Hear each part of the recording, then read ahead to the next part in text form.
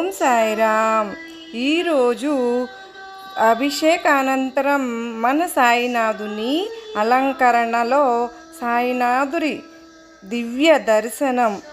బాబావారు మనకు కొన్నిసార్లు ఏదైనా శిక్షను మనకు గొప్ప శిక్షణ ఇవ్వడానికి ఇస్తారు. అది మరొకందుకు కాదండి.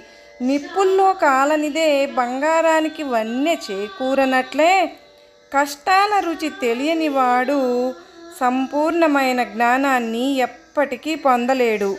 మన జీవితంలో ఏది జరగకూడనిది జరగదు. అన్నీ ఆ భగవంతుడు మన కోసమే, మనను తీర్చిదిద్దడానికే జరిపిస్తాడు అని మనం ఎప్పుడూ గుర్తుంచుకోవాలి.